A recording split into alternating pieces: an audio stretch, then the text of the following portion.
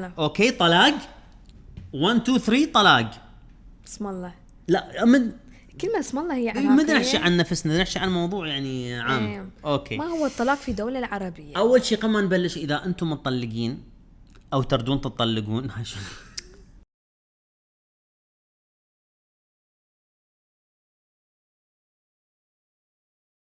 مرحبا حبايبي بحلقه جديده من بلا فلاتر، حلقه 15. هلا وهدوله. هلا ولولو. شلونك؟ زينة. تعودنا على هذا ولو ساندرا مكانها خايل لازم نشفص بدايه الحلقه. سندورة مكانها خالي كلش. بس احنا مقاومين، راح نستمر بهذا البرنامج. اي ساندرا باعتنا، ساندرا عشان تعرف عندها سفره 2.5 باوروبا وما قلت لنا، من قلنا لها فكره بلا فلاتر. اي ريت ترجع لنا فلوسنا. احنا سوينا فلوس؟ لا ما سوينا فلوس، كله ببلاش. شنو الاخبار حبيبتي؟ اني اي شلون تطور هالدوله من اول حلقه الى الحلقه 15؟ والله وايد فرق. يعني قبل احس يعني كنت استحي احكي قدام كاميرا. هسه صارت شوي عندي ثقة. ليش كنتي تستحي؟ يعني من شنو كنتي خايفه؟ ما ادري، يعني احس انه يعني مو جوي واجوائي، تعرف شلون؟ اي اتصور يعني انت تخيل انت 10 سنين بهذا المجال، فبالنسبة لك يعني كلش يعني عادي. تدري من بلشت تشرب الماء. اي بس من بلشت تدري يعني ما كنت ارتبك واخاف. فاني ضغط علي يعني تو ماتش. صح، بس هسه اتصور لان شفتي انه ارائك هواي ناس تشبه ارائهم. صح. انت يمكن كنتي خايفه تعطين رايك، صح؟ ممكن على هواي مواضيع. صح. هسه شفتي انه نص الشعب يعني يشبهك. الحمد لله. تحيه لنص الشعب. نص الثاني وراه. دا يتابعوني انا، احنا قاسمين العراق بالنص. شكرا حبايب على كل دعمكم. ارتاحوا، يقول لكم مكان كوزي تقعدون بيه، لو بقهوه لو بالبيت لو بشربايه. اذا انتم من عشاق اللبلبي اكلوا لبلبي، اذا انتم من عشاق الشاي سووا لكم شاي هذا الدافي تلزمون بايديكم وتبعون الحلقه. راونا شلون تتابعون الحلقه، سووا لنا تاج على صفحاتنا على الانستغرام، نسوي لكم ريبوست. كلش نفرح ونشوف على ارض الواقع انتم من وين جاي تشوفون الحلقه. وشكرا لكل الناس اللي كل اسبوع ينزلون لنا ستوريات ودا نشوفهم ودا نتشكر من عندهم.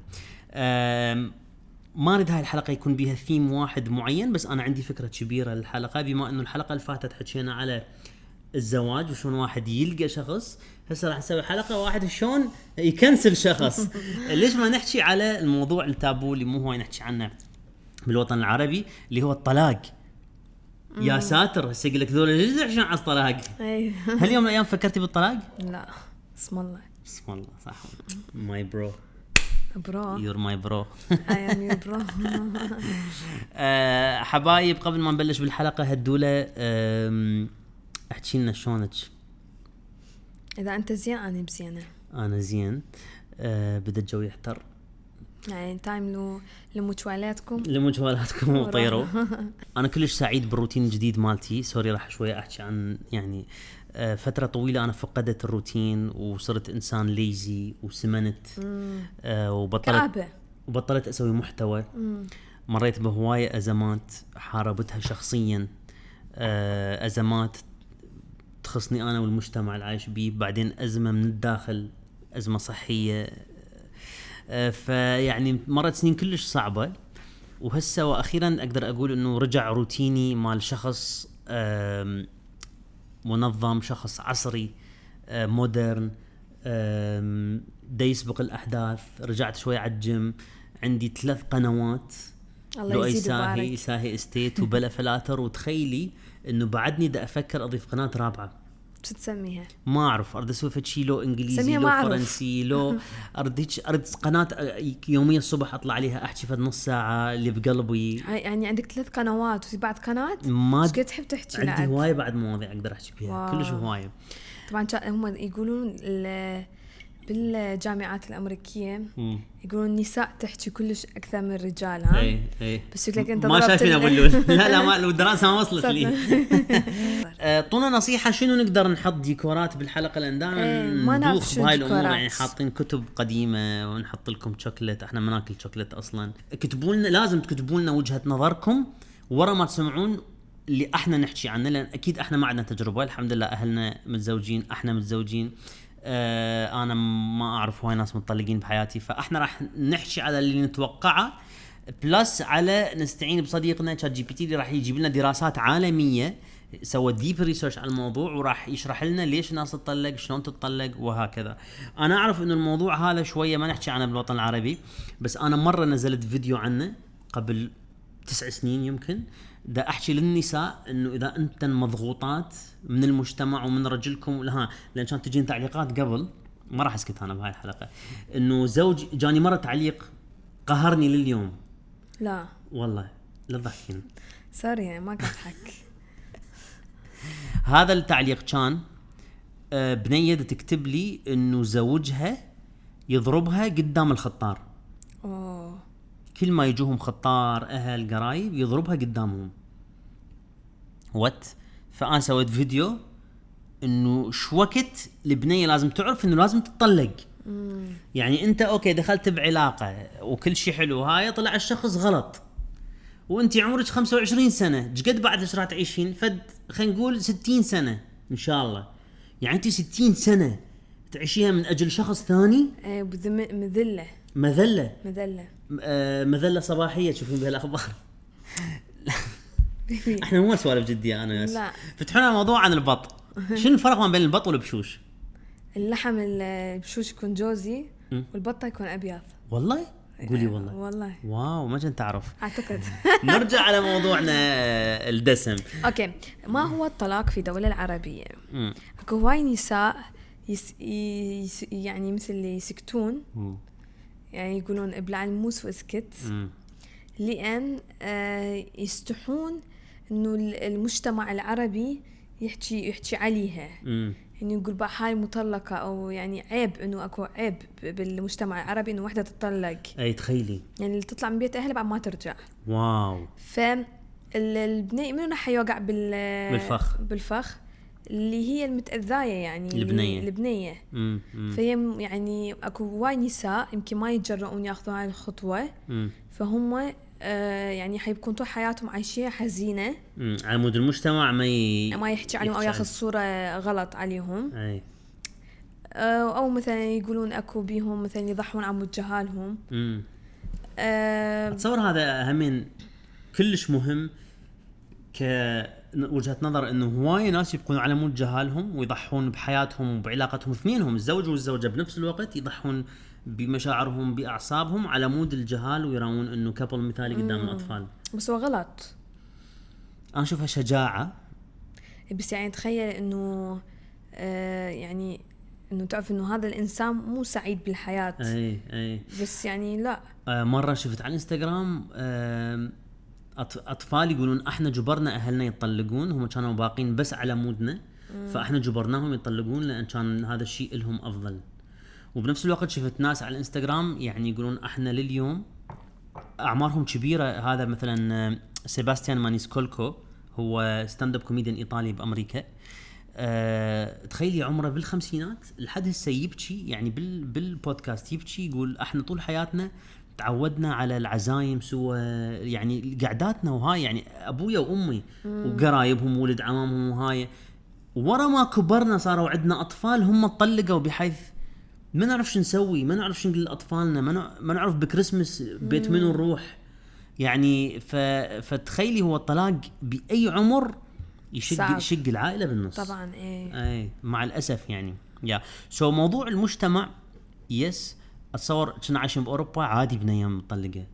لا بس اذا عربيه صعبه. لا دا اقول عادي البنيه الاوروبيه من كانت كانوا يقولن يعني مطلقه، كان الا شوي يضيفن الحمد لله وراهن انه مطلقه. ويعني الاوروبيه من تطلق ترجع للحياه وديسكوات وبارات وترجع سنجل وتروح تطب بيوغا ما ادري شنو. احس العربيه من تطلق ما اقدر اعمم على الكل، بس لي انا شايفه انه تدخل بحاله اكتئاب، تنعزل عن المجتمع، تقوم بعد تستحي تلتقي بالاصدقاء القدامى اللي كانوا هم يطلعون وياهم جروبات ممكن وفعلا احنا المجتمع العربي ناخذ نظره على المراه المطلقه. يعني لوش ما تسوي هذا الشيء ما اعرف، موجود عند العرب. تشوفيه صح لو غلط؟ اكيد غلط. يعني هو دائما انه ينذب اللوم، هو ما حد يعني مثلا هو مشاكل هي عائليه. فبس المجتمع ما يعرف انه على منو صح منو يعني غلطان، ما يعرف منو غلطان، فدائما توقع المشكله براس المراه. يعني الرجال الا اذا اكو اثباتات انه الرجل هو مثلا بخيل، الرجل يضرب، الرجل 24 ساعه حياته نسوان وقهاوي.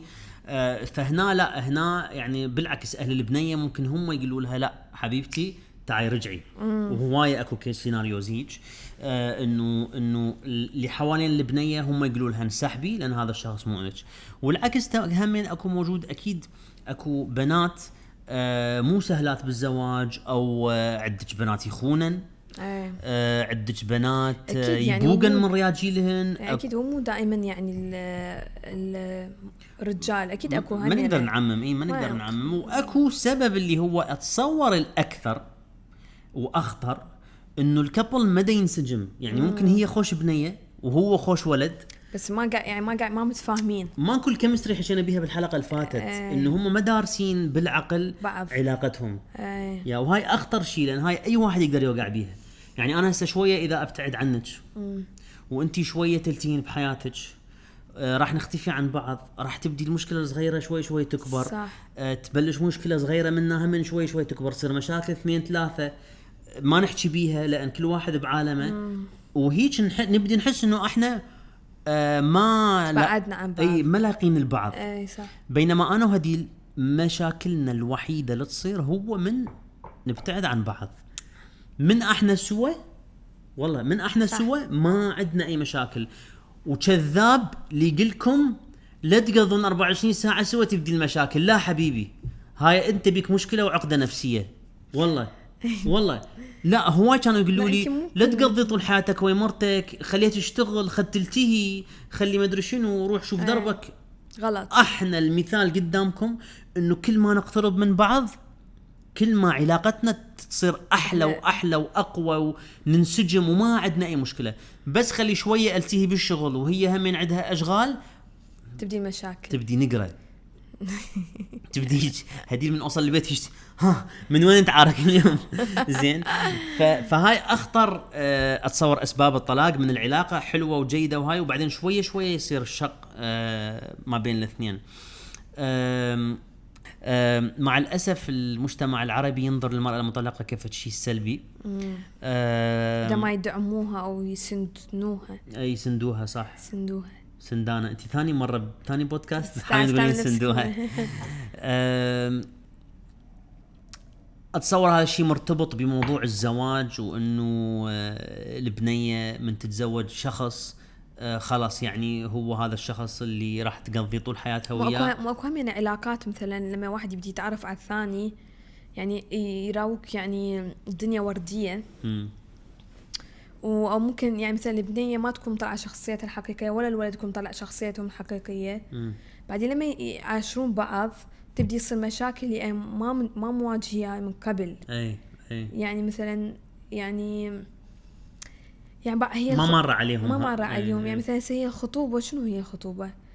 كلاوات، ترى كلاوات. طب طلعه وين اليوم رح نتغريق وين رح اليوم قهاوي مطاعم، والله يعني ماكو حياه الحقيقيه. لا وحكينا بيها بارحه حكينا بيها بالحلقه اللي فاتت انه باول عركه راح تبين الشخصيه الحقيقيه. من الشخص يتعب تبين، من تخلص فلوسه او يمر بازمه تبين شخصيته الحقيقيه. فاكيد بالخطوبه ما راح تبين هاي الاشياء كلها. طبعا ارد ارجع على موضوع المراه الخطيه.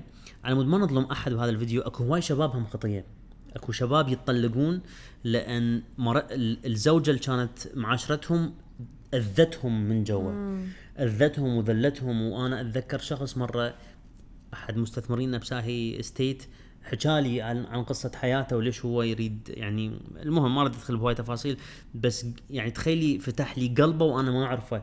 قال لي ذلتني، دمرتني، خلتني اضمضم بالفلوس اللي عندي، الفلس الواحد، بقيت اخاف على اطفالي وما اعرف شنو. اكو ناس ترى مريضه نفسيا. فهيك رجل هم خطيه طبعا، خطيه من ناحيه انه اكيد الرجل راح يقدر يطلع منها اسرع، بس من ناحيه ثانيه يجوز هذا الرجل بعد ما راح يثق باي مراه اكيد. ايش راح يقول لاطفاله؟ يجوز ما يقدر يربيهم، يجوز ما عنده القدره انه يعرف شلون يتعامل ويا الاطفال ويكبرهم. فلهذا الزواج اخطر مشروع بالعالم. لازم واحد صدق يكون متاكد 100% اي قبل ما يدخل قفص القفص التقفيص قفص التقفيص. هدولة احنا نقول هواية نسمع انه الطلاق صاير بفلس ونص. صح. ليش تتصورين الجيل الجديد دا يطلق اكثر من الجيل القديم؟ لان الجيل الجديد عنده هواية متطلبات. وجيل مثلا هسه انه كل شيء يعني تبادل. ها يعني مو تبادل لا. شنو؟ لا يعني الابديت مو مسوي ابديت انا المشكله. انت قول. لا ليش حبيبتي؟ قول شو وجهة نظرتك. لا انا وجهة نظري انه جيلنا احنا والاصغر من عندنا بعد اكثر ما نصلح الاشياء. اللي يخرب راسا نروح نشتري غيره. خلاص يعني هاي اللي ما ردنا نعوضه بغيره. قبل كان يعني انا اتذكر بابا عنده كاميرا واحده بس. قبل كان الكاسيت اذا ينكسر يصلحوه.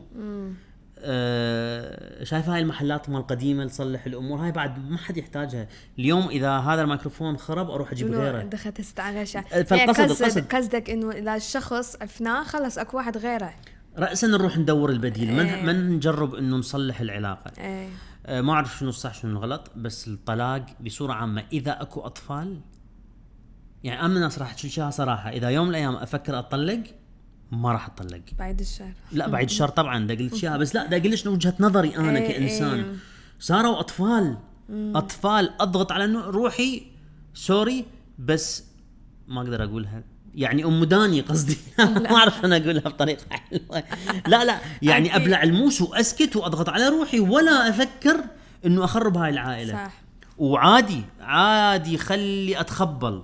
اوكي ولا امر اخلي اطفالي يشوفون انه هذا المشروع فاشل لان هم بالمستقبل ما راح يعرفون شلون يختارون شخص. اي حتصير خربطه لهم وراح تصير سهله لهم يطلقون لان اهلنا عادي اهلنا طلقوا وعايشين. صح.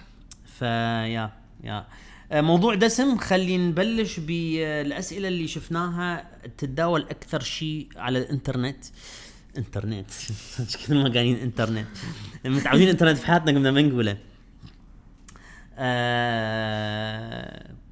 اوكي ليش معظم الكابلات يتطلقون؟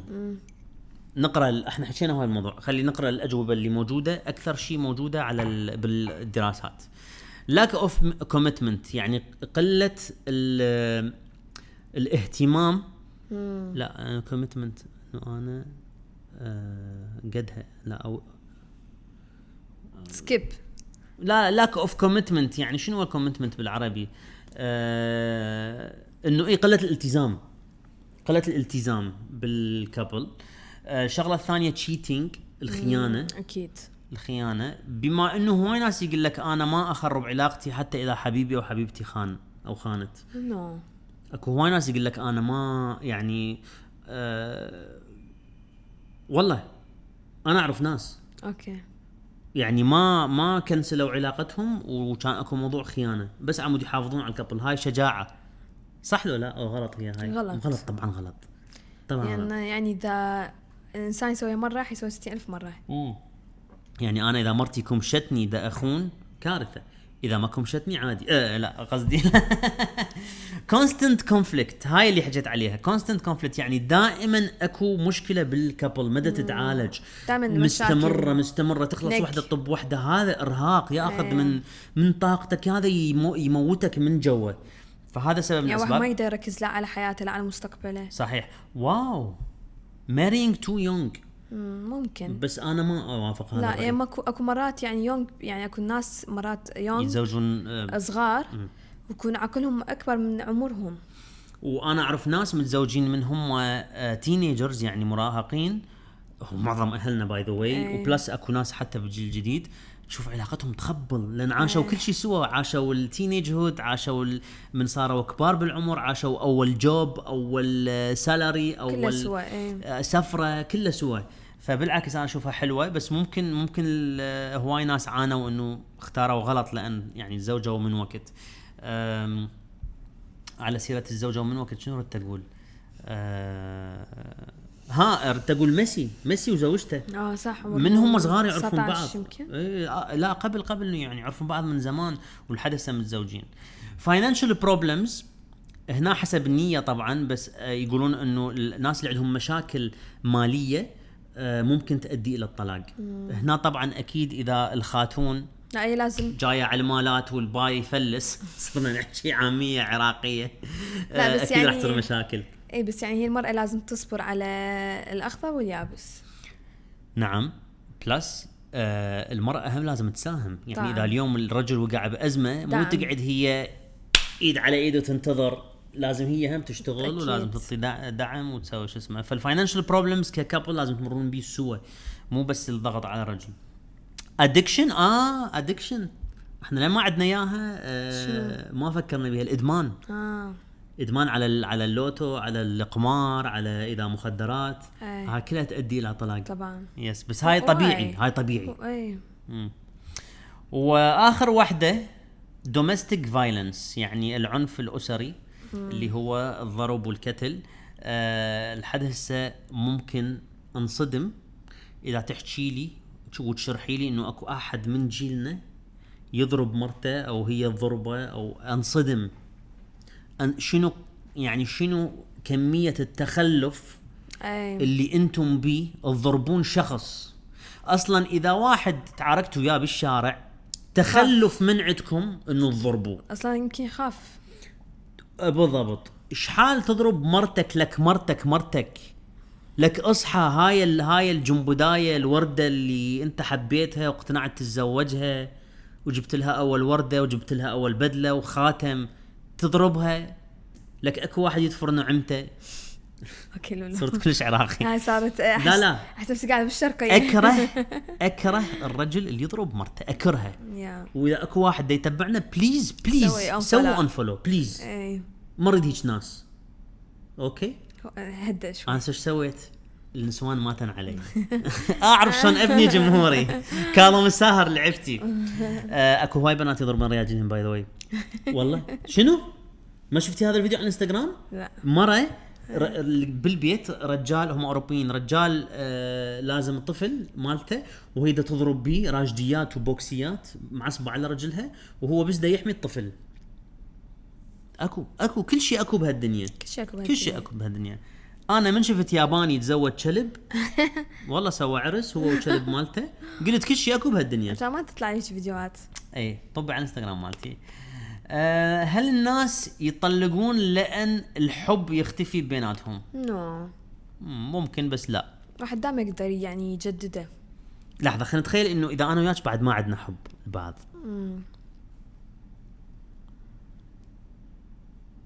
يعني شنو قصدك؟ احاول اتخيل انه واحد ما يحب الثاني، ما نقدر. سو كيوت. كنتي تقدرين تقولين يلا انا تخيلت وكان عصبت عليك، ما قدرتي تتخيلين؟ لا. اذا هسه انا حبي يختفي إلك، بس هو اكيد اكو سبب يعني. راح ابقى احترمك، احترم اهلك، احترم العشره، انتي اطفالي. هواي اشياء راح تخليني مرتبط بيك حتى اذا ما احبك. صح. هذا الشيء ما راح يؤدي للطلاق، اتصور اتمنى. شوفي اذا اكو ثقه واذا اكو تراست وريسبكت وايموشنال سيفتي واتراكشن، الحب ما يؤدي للطلاق. هدوله ترى ما راح اسوي، ما راح، ترى هذا مو تهديد هاي الحلقه، عفيني. مجلبه بيه. لا تطلقني. راح ينقلب مسلسل كويتي. اوكي واو جايز شوفوا، لان احنا ما عندنا خبره فلازم نستعين بالشات جي بي تي. يقول لك هل الطلاق هو فشل؟ لا نجاح. يقولون لا يعني مو نجاح. بالعكس يعني نجاح اللي اخذ القرار. يعني حتغير حياته. شوفي احنا طول الحلقه بدنا نحكي عن طلاق انه هو في شيء سلبي. بس باعي يقول لك امريكان without meaning. يقول لك اكو زواجات ما كان لها اي معنى وممكن تنتهي العلاقه بدون ما اي احد يتاثر، وكانت غلطه وما حد يتاثر واثنينهم مقتنعين وقابلين انه هاي العلاقه كان ما لها داعي. The couple may have shared good years. هاي يقول لك الكابل كان ممكن قضى سنين حلوه سوا، وممكن كانوا مكبرين اطفال وتعلموا دروس من هاي العلاقه، وممكن احيانا الديفورس هو جيد للكل، لأمان الناس اللي عايشين بهاي العائلة ولصحتهم همين. طبعا يعني هو الصحة كلش ضروري. اكو عندك هذول الناس مثقفين يقول لك احنا قعدنا قررنا سوا انه راح نطلق، والاطفال وياهم اتخذوا هذا القرار. يعني إذا هذا الشيء أثر طبعا يعني هو يعني هي المشاكل تأثر على البيت كله. قلبي يرجف ويلهف للناس اللي متأثرين من الطلاق. يعني خطية أحبكم ودعمي إلكم وحبي إلكم، وإذا حاسين إن ناقصتكم أسرة فحسوا إنه هاي أسرتكم. إذا ناقصتكم أسرة تابعوا قناتنا مال لؤي ساهي، كل يوم كل أسبوع ننزل لكم فيديو عن الأسرة، ونتمنى إنه أنتوا نتبناكم نحضنكم ونعطيكم بوسة. مو كلكم يعني إذا هواية صعبة. أوكي سو إذا هل الطلاق فشل؟ لا، هو اتخاذ قرار. مثل ما اليوم احنا كان عندنا مشروع مثلا، سوينا مشروع وما نجح، سدينا الشركة. لا تأثرنا لا زعلنا ولا، بس ممكن تتذكرها بس يعني عادي يعني. بس تعلمنا منها هواية. الإنسان دائما ياخذ خطوة اللي قدام وليس اللي ورا. حلوة يا عمري. والدرس اللي يبقى ممكن يساعدش بالعلاقة اللي وراها. ويقول لك الحياة مثل المدرسة، تدخل بالامتحان قبل ما تتعلمه. صح لولو؟ هدي قولي بشرفك بس شرحي لي هاي وين سامعتها؟ ما أدري. أنت ألفتيها اعترفي. أي والله. تألف تجيني تقول لي أكو مثل عربي وطلع لك جملة أصلا العربي مالتها ما راكب صح. أقولها من وين سامعته؟ تقول لي ما تعرف. هاي مال عشايرنا مال أيام قبل. والله الحياة مثل المدرسة. صح كل يوم تتعلم. تدخل حياتي هاي المقالة صح. حياة مدرسة كل يوم تتعلم. ليش عن شو قلت؟ شو مدري نطب بصف وتطلع بالفرصة. الحياة مثل المدرسة. تمتحن قبل ما تتعلم. لا شو واحد يتعلم بعدين يسوي امتحان مو يعني الحياة مثل المدرسة تمتحن يعني يجيك الامتحان قبل ما تتعلم الجواب. لا مالتك أضبط. شنو مالتك؟ بيبي الحياة مدرسة كل يوم تتعلم. أتصور إذا أكو غير مقالة شو اسمه بلغونا. شلون تعرفون إنه زواجكم مهدد بالخطر إلى الطلاق؟ وتشوفوا يعني اليوم واحد من يتمرض راح يبدي يحس بالعومة، يوجعه، خشمة. فالأعراض اللي ممكن تؤدي إلى الطلاق طبعا اللي راح نحكيه هسه مو أي شيء نقوله خلاص راح تقولون هاي حبيبي يسوي بيه هيك، حبيبتي تسوي بيه هيك فمعناتها راح نطلق. هاي كلها معلومات عامة إنه باقي الكبلات شلون حسوا. شنو تتصورين أكثر ساين يخلي العلاقة بخطر؟ تجي تاكلين؟ جوعانة والله. بالعافية. أكل لوز. شو كان سؤال؟ دخلنا بهذا المود مال هالدولة المنعسة. الجوعانة. السؤال شنو أكثر أعراض واحد يشوفها ممكن تؤدي إلى الطلاق بالكابل بالأيام اليومية؟ أي يعني مثلا إنه ما يقضي وقت ويا بعض. لا أصلا هاي تو ماتش. لا صح lack of affection موجودة. اي يعني مو يوم واحد بس يعني اذا مرت يعني لا نحكي عن روتين الاشياء مستمره تشوفوها بالكابل ممكن تؤدي للطلاق. اي مثلا يعني انه هي دونت كير يعني انه بعد ما يهتم. اوكي. بعد شنو يعني ما يهتم ما يسأل انه كأنه مثل تحفيه بالبيت. يعني ما يهتم ليش بعد ويطلع بس هاي صعبه. هاي صعبه when you feel ignored يعني انه واحد ما يعطيك اهتمام. بعد هي يعني ما تحسي نفس السندانه. بعد شنو بعد من ماكو احترام. ودي تقدر تشغل هاي اغنيه بعد انت قاطع بيه مو بالقوه هي. بعد انت قاطع مال اسمه محمد سالم. ايش عجب انت قاطع بيه يمكن بدينا نخربط كلش. نحتاج نتغدى. لا انا اتصور همين انه من تكون قله احترام مستمره. يعني انه واحد ما يحترمه وبعدين ما يجي يعتذر يعني ويبقى ما يعتذر يبقى الجرح مفتوح. والمقابيل ينتظر انه الشخص مثلا يفكر انه اوكي هذا كان فعلا قصده هذا الكلام ما اجى اعتذر عليه. فالجرح يبقى مفتوح. عدم الاحترام. شنو بعد تصرفات اهمال يعني اهمال العلاقه. خلينا نقرا شويه شنو موجود بس اتصور احنا قلنا لنا اساسيات. عندك كونستنت كريتيسيزم يعني دائما تنتقدين الاخر دائما. انتقاد. هاي الاشياء هاي ساين انه يعني يؤدي للطلاق. هيوميليشن هم انتقاص من الشخصيه دائم. شكرته لا مو هاي تشبه الحلقة مال الزواج اللي هم صورناها اليوم. احنا ما ردنا نعلن بس ايه احنا صورنا مال الزواج نفس اليوم. emotional withdrawal حكيتيها هسه انه عاطفيا شخص ينسحب. repeated lying الكذب المستثمر. مستثمر بلا عقارات تحية سايستيت. الكذب المستمر يؤدي همين شو اسمه يعني لازم تديرون بالكم حبايب. هاي الاشياء نقولها لازم تنتبهون عليها. اذا كلها موجوده يعني اكو خلل بالعلاقه مالتكم. يعني اذا شخص دائما ينتقص من شخصيتكم، ما موجود عاطفيا لكم، اذا يكذب دائما عليكم، ما يعطيكم حب، اي بتريل يعني خيانه مستمره، رفض حل المشاكل. اذا شخص عنده مشاكل وياكم وما يريد يحلها، هذا هروب من هذا شخص بعد بايع وش يسمونه بايع ورايح، بايع ومشتري وبايع، هذا بايع مخلص. هذا هروب من المسؤولية. صح. feeling lonely while together. واو. إذا تحسون إنه أنتم عندكم وحدة نفس يعني وأنتم سوا أي بحاتكم. لا اي يفيل الون حتى انتم مع بعض. يعني انا وياك بس احس روحي وحيد من انا وياك. يعني احنا طالعين مطعم بس احس روحي وحيد. هذا شعور ما حاسينه انا وياك الحمد لله والشكر. المشكله لازم نسوي سيت اب خشب. هاي خشب هذا خشب. fantasizing constantly about escaping. واو اتصور هوايه بنات عرب راح كلش يحسن باللي راح اقوله. وهو من الشخص يحلم انه هو جاي يهرب من العلاقة. يحلم هيك يسوي فانتسي انه هو طلع من هاي العلاقة. يعني من تبدين انتي تحلمين انه اوف تخيلي اشرد من عنده ويعوفني وبعد ما اشوفه وارجع لاهلي وابني حياة جديدة. هذا يمكن اكبر ساين انه يا بنت الحلال او ابن الحلال لازم تنهون العلاقة لهنا وبس. يعني الباقي كله خس. اي السؤال بعده. خلصتي؟ انت هنا؟ اي مو دا افكر بالخس.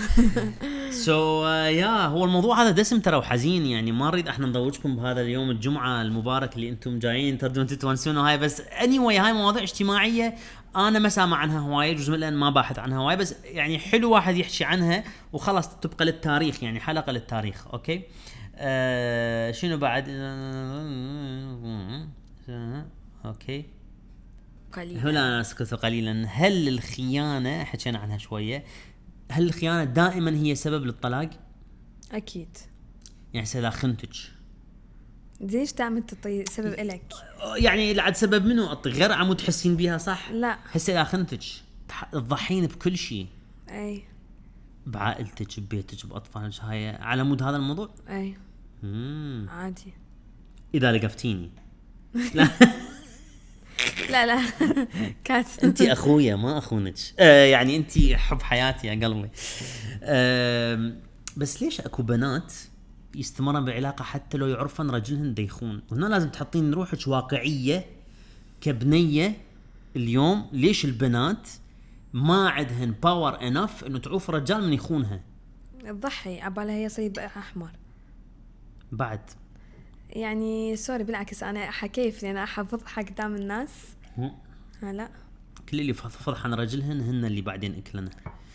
تدرين نرجع للموضوع مال المرأة المطلقة. انه تعرف بالمجتمع العربي سمعتها راح تصير مو زينة. عادي الناس تحكي. تفضل تبقى بهذا الزواج ولا تتطلق وسمعتها تخرب. وجوز تحس ما حد راح يتقرب لها بعد. ليش ان الرجل يخون؟ مجتمعاتنا العربية اللي بها هواي مشاكل. ليش من الرجال يخون عادي، من المرأة تخون رأسا يسموها تسميات بشعة ويطلعوها من هذا المال الكلب. لا بيبي ما يصير. شنو ما قلت يعني هاي فكرتيها. شوف يعني هو ما أدري. يعني هي البنية راح تاخذ إذا تاخذ كلمة طلاق فما أعتقد راح تهتم لحكي الناس. يعني بصراحة لو شو ما تسوي بالحياة لو تقدم صينية من الذهب يقول لك ما ملمع زين. واو الدولة ليش ما نسوي تيشيرتات كل مقالات هديل القوية اللي هي عبالها مصطلحات عربية بس هي مألفتها. يعني زي لو قدم لك صينية من ذهب هم يقول لك ما ملمعة. شنو هاي؟ فيعني واحد شنو ما يسوي بالحياة، طبعا هي دائما هاي عندي اياها، صح. لو شنو ما تسوي بالحياة الناس راح تبقى تحكي عليك، فهم خليهم يتونسوا طيهم عليك. بس مو بس مو سهله مو سهل. ادري مو سهل، بس يعني سوري اضحي هسه بحياتي. قمت تتخيل تيشيرتات تطيهم على شي سعيد بيها عليك. لا بس يعني انا ضد انه المرأة يعني ضد انه المرأة تضحي بحياتها وتنام يوميا على المخدة حزينة، والله عم شنو عم ما حد يحكي علي. لا لا لا، احنا نرجع موضوع الخيانه. اذا شايفه هذا لو رجع لك معتذرا، اي اذا الرجال يعتذر وحس بغلطه حسب قيمة الاعتذار. طبعا شنو الاعتذار، بس انا اسف طبعا وانا اصرفها. هدوها باعي هلا الاخلاق تسفرني. لا باعي. انا اعرف هوايه بنات رياجين يخونوهن، واكو هواي من عندهن يعرفن. هاي خلل. اي اوكي، هواي منهن يعرفن وساكتات. زين، شلون تفسرين هذا الشيء؟ يعني انا اتصور ماكو غير جواب انه هن يخافن يطلقن، لان يقول لك انا خليني بهذا البيت، مصاريف موجوده، الامور طيبه، خلاص بعد هاي قصه حياتي. you know؟ بينما الشاب، هذا الله قاسم لي، الشاب بس البنيه تحكي، بس تحكي ويا واحد ثاني خلاص ممكن تكون معرضه انه تطلق. فهي مو كلش فير. اي عندي مشكله بالنظافه انا. اي دوختك مو؟ لا اي دوختني، بس تي شنو يعني بس احنا من نخون، انا ما ادري، انا اسمع. لا والله احنا الولد من يخونون ما عندهم اي مشاعر او عواطف اتجاه البنيه الثانيه. بس البنات من يخونن بالقلب. بالقلب، من يحبن واحد ثاني يحبنا ولكونا. فهاي الخطوره من البنيه تخون. هي جزء ما تخون، يعني تخون بعقلها وبقلبها وبكل شيء، يعني تحب واحد جديد. وهنا يجي الطلاق. اوكي، احنا ما نريد نستمر كل الحلقه بهذا الموضوع لان شويه دسم. بس ردنا شويه نتطرق للموضوع، نفتهم ليش اكو ناس تلتجئ لهذا الحل. اكيد اكو ناس ضروري تلتجئ لهذا الحل، اكو ناس اتصور بالغوا وبسرعه اتجهوا لهذا الحل وممكن دمروا عوائلهم بدل ما يشتغلون على الكابل. فنصيحتي لكم اشتغلوا شويه على الكابل مالتكم، حاولوا تعالجون هذا الموضوع. روحوا ثيرابي، اكو كابل ثيرابي، اكو دكاتره نفسيين ممكن يساعدوكم ككابل. احكوا ويا باقي، يعني اذا انت بنيه احكوا ويا صديقاتك، اذا انت كولد تواجه من مشاكل احكوا ويا ابوك ويا اقاربك، عادي واحد يفتح قلب الاخرين. لا تحسون روحكم سجناء بهاي العلاقه. هذا كل الشيء اللي اريد اقوله. احيانا واحد من يحكي عن مشاكله يحس انه جزء هو مو الوحيد بهيك موقف، جزء هواي ناس يعانون من نفس المشكله، وبالتالي يحس شويه خفت عليه الدنيا. فهذا النصيحة اللي أعطيكم إياها. حلقة كلها لازم إيدي، والله ما راح أعوفك، هو موضوع ثقافي بدنا نحكي عنه. جايز كافي عن موضوع الطلاق. نتمنى إنه الكل يعيش حياة سعيدة وزواج مثمر وبأطفال حلوين وبعلاقة حلوة. واختاروا، نصيحة، اختاروا البست فريند مالتكم، اختاروا الشخص اللي أنتم ما راح تتخبطون عليه كريزي وأحبه لا شخص بست فريند. يعني هذا أخويا. ها؟ يعني احس لا يعني احنا مثل اصدقاء علاقتنا كلش يعني فريندز ماكو هيك. الحمد لله. وهوايه بنات اردلوم البنات، الحمد لله والشكر، اردلوم هوايه بنات. يما ليش معصب؟ اوكي، من كنت مراهق كنت احبهن، من كنت مراهق. لا قال لا خلينا نبقى اصدقاء. انت الفريند، البست فريند مالتنا، البست فريند هو اللي يعيشك احلى حياه. هسه خلي شويه نبعد عن هاي المواضيع. شلون تهدوا لك اخبارك امورك؟ طبعا احنا بالبروسس انه شويه بدنا نهتم بالروتين مالتنا، نرجع نهتم بالصحه مالتنا. هواي اشياء قطعناها من حياتنا، جبنا تريد ميل حطينا نريد نبدي نمشي. واللي غير هذا الشيء روحتنا لندن، من مشينا 15,000 قدم باليوم. حسينا انه لازم ننتبه على صحتنا بدبي، ناخذ فيتامينات ومشي وهاي، لان بدولنا العربيه صعب، ما عندنا ثقافه المشي والركض. هناك تروح الكل يركض بالشارع، يمشون يروحون مشي، يعني تحس اكو طاقه دائما يحرقون طاقه. احنا هنا تعلمنا، اجت فتره والله بس قاعد بالبيت، قاعد بالسياره راح للشغل، بالشغل قاعد، وعند المطور قاعد، ها من احتفل انه بعد شقه هم قاعد بالمطعم. نرجع البيت نقعد على القنفه. غلط غلط غلط. هسه صار عندي روتين شنو؟ انه بدل ما اقعد اباوع تليفوني على القنفه يعني تمشي امشي واباوع سيم نفس الشيء. اباوع مسلسلتي اباوع واحد لازم يعني احنا ما ادري احس احنا كعرب احس كلش نادرا عندنا ثقافه الرياضه. يعني هي لازم رياضه، يعني رياضه تكون جزء من يومنا، مو قولوا لازم يعني وزننا صعد لازم نضعف. ومن بلشت بلا فلاتر ضحكتوا علي يقولوا لا هوايه من عوائلنا رياضيين. هسه نقدر اقول بحيل صدر شو الفرق العربيه كلها طلعت من كاس العالم كلها. يعني حتى الرياضيين العرب ما يوصلون للرياضيين الاوروبيين. فلا تقولوا لي احنا عندنا ثقافه الرياضه. وهذا الشيء مرتبط بالجو الطقس اللي موجوده به الدول العربيه والافريقيه. الجو كلش حار، فماكو فرصه انه انت طول السنه تلعب طوبه، طول السنه تلعب تنس. لا بس هسه هسه يعني وصلنا انه كل شيء بالداخل. هاي هسه بالجديد بس يعني هي الجينات يحتاج وقت يلا تتبرمج. اي يعني شنو هسه يعني كايلي تسوي يوغا يوميا الصبح. والله شو ما كنت ادري.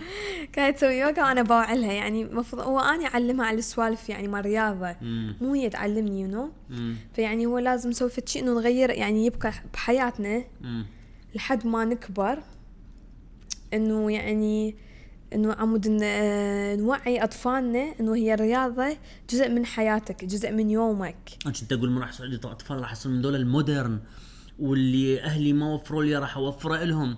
لاوات اي واحد خلق ماكو. يعني سأوصل الثلاثينات دائما احط بوجهة عيني انه ما وجهة عينك لا يعني تجفيص بهاي الحلقه فل لا يعني انه واحد لازم يعني دائما يحط بعينه انه ما يريد يلزم العكاز. بعين الاعتبار. اعتبار سو حبيبتي تقولين بعين الاعتبار. ايش قلتي بوجه عيني؟ لولو هدولها فهمت وجهه نظرك. انت قاعد تحكي، انت ما قاعد تسمعني. مطوله بيبي سالفتك. يلا احكي شنو قلت اني. انت قلتي احنا العرب مو اقوياء بالرياضه. لا ما عندنا ثقافه ما عندنا اقوياء بالرياضه. لا ما عندنا ثقافه الرياضه. ما عندنا ثقافه الرياضه. فهمت وجهه. شنو حكيت؟ شنو معلمه؟ شايف المعلم يقول لك يلا عيد شنو حكيت؟ والله ما اتذكر. اوكي مو كنت ابرمج السؤال اللي وراه. شنو تقولين؟ يا شو كنت حاطين بس اضيع وقت؟ لا حياتي مو انت تحكين وياهم، انت هذا برنامج انت تحكين وياهم على طفوا الكاميرا خلي بس لا. اوكي شنو الشيء اللي حابه تسوينه اكثر هاي السنه؟ حابه انه اطلع هواي على السوشيال ميديا. جايز انا اسعد رجل واسعد واخيرا زوج حكاكت بالعالم. اي يعني بارحه اتفقنا على موضوع ما نريد نحكي بيه ما نريد نحرقه، بس دخول هدول على السوشيال ميديا وبطريقه هي عاجبها وهي مقتنعه بيها راح اكون اكبر فان لها.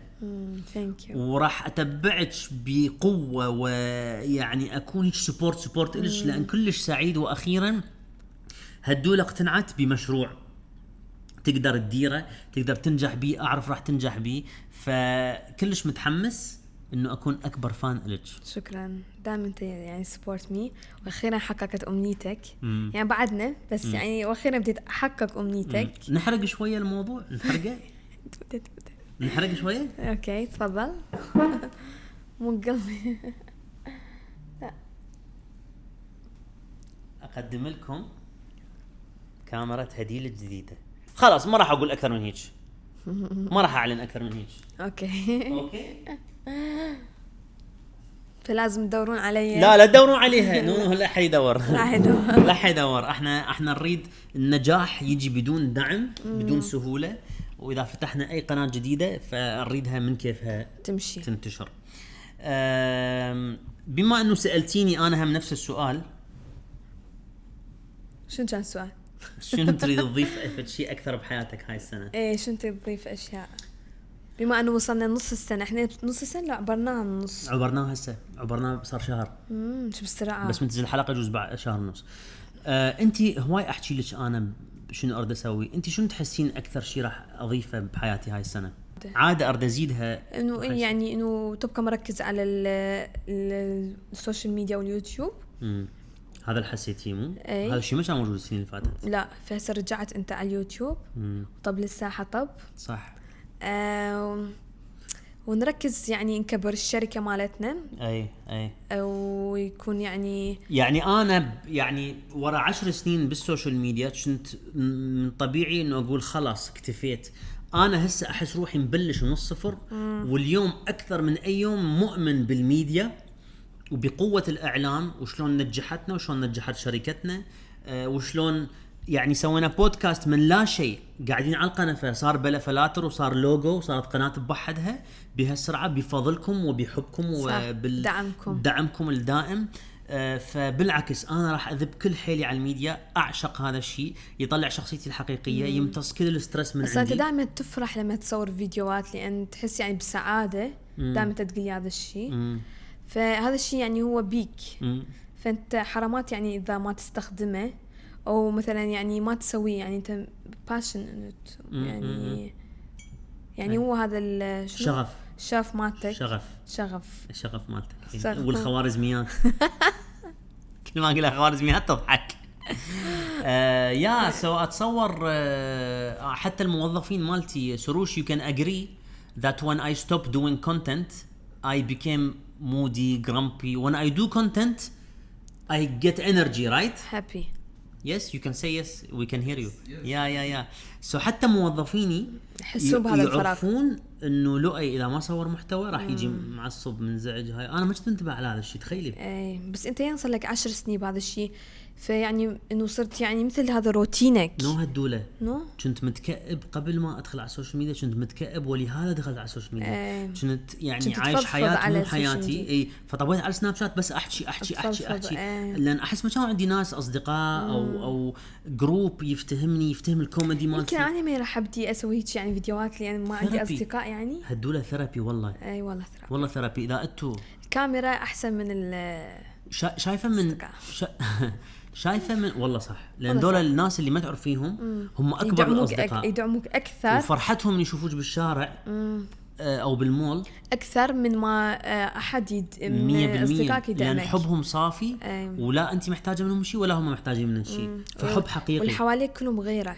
لا بيبي لا يعني ما قصدي يعني مو انت، يعني قصدي هي الحياة. قصفت وبعد تقول لا مو قصدي لا مو قصدي، سوري اعتذر. شريت تقول المحتوى مثل الجيم. شايفين من انتم تقولون ما بي حل اروح للجيم، بعدين تروحون للجيم تصير طاقتكم فل، تقول انا ليش ما سويت البارحة. بالضبط. فالمحتوى نفس الشيء، واحد يقول ما بي حل اسوي محتوى، بس من يطلع من فيديو هسه من راح ندوس ستوب راح اريد اكثر، راح يصير عندنا طاقة. صح. حمست. والله حتى انت تغيرت حياتك. احس من بلشنا بلا فلاتر، صح، وصرتي اكو شيء تتحمسي له باسبوعك، و سو اتس فيري نايس. وتدرين دا اكتشف اشياء عنك بالبودكاست. صدق مثل شنو؟ بدنا نحكي بمواضيع احنا ما نحكي بيها بالعاده. يعني احنا بحياتنا ما حاكين بالطلاق. انا هسه اكتشفت اشياء، والله اكتشفت اشياء انه مثلا اول شيء يعني لا تخونها. قبل ما كنت تعرف هذا الشيء، هسه طيتيني وجهة نظر يعني مرعبة. رأسا طلاق.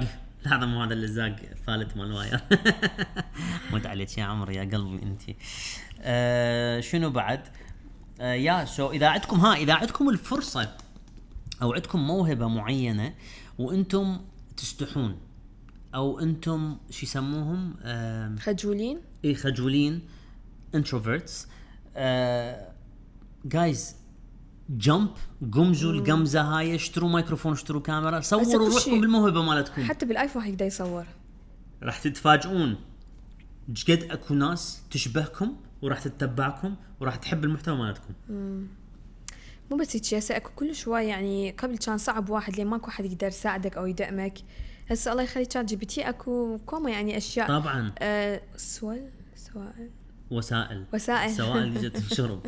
عندك مشكله بالمثانه هدونا وسوالف. لا أسا تخيلي مهند اخويا عنده قناه على اليوتيوب، مو ينجح طبعا. يعني هذا الانسان عبقري وعنده معلومات عن كل شيء يعني مخ مال انجينير 100%. هي كوما ناس عندها يعني هذا الشيء، بس يمكن مو هواي ناس عندها الرغبه انه تظهر امام الناس. طبعا يعني انا هم كنت احس بصعوبه لما كنت اطلع مثلا بالكاميرا وياك، او خاصه لما بدي هذا البرنامج بلا فلاتر، هاي عقده كانت كلش صعبه بالنسبه لي. هاي عقده، لان انت ماخذه نظره وليس انه المجتمع راح يحكم عليك، وانت كبرتي بهاي التفكير انه المجتمع مجتمع. هو ماكو مجتمع، المجتمع حلو، ناس مثلنا مثلهم، كل احنا يعني خطار بهاي الدنيا، وخلي نتعلم من بعض وبعدين كل احنا باي باي. فهاي النظريه مال استحي اطلع لا جايز، احنا كلنا احنا وان فاميلي. صح، حلو كلامي. بدي افتهم ليش ناس تسوي لي سبسكرايب. تواضع. زوجي متواضع، زوجي مثقف. يا حلوه الحلقه بصراحه. حلوه الحياه، علمتني الحياه، واحد لحد اخر يوم يتعلم بالحياه. شيبتني الحياه شيبتني الحياه انا صغير. لولو يعني ايه، فانا كلش متحمسه على استعمل الكاميرا. بس شنو حنسوي بالكاميرا لا ادري، يعني هديل عندها شخصيه تخبل اللي هي كلش بصعوبه قناعتها تطلع على حقيقتها. لا خطيه، يعني لو يصل ل 4 سنين يوميا يسوي لي بلان شلون اسوي، يشرح يعني وانصح. يعني اصعب شيء ويا هديل كان انه تعوفي هاي الشخصيه الكذب خجولة الفيك الخجوله اللي هي مو هي، وما اعرف شلون قناعتها تطلع شخصيتها الحقيقيه. لا تخافين، الناس تحب الناس الحقيقيين. راح يبين انه انت حقيقيه مهما كانت حقيقتك، الناس راح يشوفون هذا الشيء حقيقي، فراح يحبونه وينعجبون به. ليش اليوم الساعه الفيك مهما كانت حلوه الناس راح يقولون هاي فيك، والاوريجينال احيانا مو حلوه بس لان اوريجينال واوثنتيك وقديمه الناس راح يقولون واو بيها في شيء حقيقي. فبالعكس انا كلش سعيد واتمنى اشوفك. شكرا ان شاء الله. بعيد يعني، بس من طقين مو تنسينا ومن الطقين صرفين علينا من طق ومن تجي دعوه من سيفورا ترحين بزنس كلاس البولونيا تاخذيننا وياك. بولونيا يعني شو مدريني شيا ليش لا بس الحلو انه انت راح يعني تطبين بهذا المجال وانت ناضجه، مو يعني شايفه هواي قصص من خبرتي، هم راح اشرح لك هواي اشياء. صح. البراندات شلون راح يتعاملوا وياهم، باقي البلوجرز منو نسوي ويا كولابوريشن منو لا، يعني هواي تفاصيل اكو بهذا المجال. يا عالم ثاني بلشنا بالطلاق خلصناها بالسوشيال ميديا. يا بعد ما نحتاج شات جي بي تي انطلقنا بعد. انت مش انت وانت جوعان، انا جوعان والله جوعان. شو طلبتي لنا؟ فتشي انا قاعد حاولت هذا الاسبوع قررت اكل اشياء اسوي ديتوكس جسمي. شكلت حلوه انت. شكرا. يعني لا لحوم ولا اسماك. فطلبت فلافل. يعني هذول اللي يسموهم النباتيين شنو ياكلون؟ احس يعني صعبه، يعني يوم كله افكر شنو حاتغدى. مشكله يعني الاشياء نباتيه يعني ما حسيت تشبعني. انا مره جربت ذكرين صرت نباتي اسبوع تخبلت، يعني صعبه احس تكأبت. طبعا اذا انت تاكل بياض ريوق بياض الغدا دجاج ما بقى قسم من الدجاجه ما اكلها. بالليل بتعمل دجاجه نفسها. النباتيين اكو ناس مضطره يكونوا نباتيين فاكيد عندهم طرق وهاي. بس كلش صعب تكون نباتي وجسمك يكون صحي. صعب احس يعني صعب. تحتاج بروتين. احنا كارنيفور، احنا بشر كارنيفور، ناكل الحيوانات الموجوده على الكره الارضيه. الله هيك خالقنا. فانت تجي تمنع نفسك من البروتين اللي هي من اهم الاشياء. العضلات مالتك، العضل يعني هو يمشي الحركه. اكو اشياء بيه بروتين مثلا لبلبي، بس ايش قد لازم تاكلين لبلبي على متعوضين البروتين مال قطعه لحم صغيره. ايش قاعد تاكل لبلبي حتى النفخ. بالضبط. من تاكلين الاشياء اللي تعوض عن البروتين لازم تاكليها بكميات كبيره، فراح تصير كالوريز انتك عالي عندك، فراح تسمنين. يعني شو قصدك؟ يعني هسه اقطع المالتي الهاي شنو هو اليوم بس لان مبطلات اسبوع عاد اسوي مبطلات اسبوع. لا انا بدي اسوي ديتوكس جسمي. اوكي الديتوكس لجسمك اتصور اسبوعين اسبوع اسبوعين واحد. هو اصلا يقول لك اكل قطعه لحم بالاسبوع، بس كل يوم براي، كل يوم بسالفه، كل يوم نصيحه. خبلونا ذولا يطلعون يحشوا على الصحه. الهواء البرا ياثر. اي والله ما ادري، والله ما ادري. خبلونا قبل السوشيال ميديا ما كانت اكو هالمواضيع. خبلونا احنا وصغار وش تاكل وش تشرب وما ادري شنو. يوم يطلعين بسالفه على قولة كاظم سارش داعوا هاي شنو. هاي شو وقت بالبودكاست مال انس. بعدني ما كملته. ما شفتي هذا اللحظه؟ كملت نصه. لا اشتهرت ايش داعوا. اوكي مت على كلام. حان الوقت ان ننهي هاي الحلقه. حان الوقت ان ننهي هاي الحلقه حبايب. ما اعرف شلون كانت بالبدايه دسمه، بعدين شويه خففناها. الموضوع كان دسم. قولوا يا جزء حبيته، يا جزء حبيته الخفيف لو الدراما، حبيتوا مواضيع دسمه مثل الطلاق. ولا عذرونا اذا احنا ما عندنا خبره بهذا المجال، الحمد لله يعني. بس اتمنى انه طرقنا بموضوع بطريقه بروفيشنال وجيده. كل حبنا كل حبنا وامتناننا للناس اللي عانوا من هاي المشاكل. نتمنى ضفنا وجهة نظر للناس اللي يفكرون انه يطلقون. الطلاق مو عيب، الطلاق مو مشكلة، بالعكس هي المشكلة ادت الى طلاق، فالطلاق هو حل احيانا. واذا انت بنية عربية مطلقة ما عليك بحكي الناس، عيشي حياتك وكأنه وردة واستوت يعني زرعوش بالمزرعة، مزرعة جديدة. ما يصير نحشش بيك. بس يعني اعتبري روحك وردة زرعت مزرعة جديدة صحيح. او انتعشت من جديد. وبينك كان قبل حواليك خراب قاع، هسه صارت وردات ثانيات حلوات عصافير. هسه ايش دخلنا احنا بهذا الموضوع؟ شكرا حبايب على المتابعة، نحبكم نموت عليكم. شكرا على كل دعمكم، على كل تعليقاتكم على هدولة، يعني هذا الشيء يفرحني. كل الشكر. لو تدرون انا من اقرا تعليق على هدي راسا اروح اراويها اقول لها باي ايش يقولون على الناس. فثانك يو سو ماتش حبايب. ثانك يو هدولة انه دائما انت حلوة ودائما موجودة بهذا البرنامج ومساعدتني بكل مشاريعي يا عمري يا قلبي. I love you also. Bye.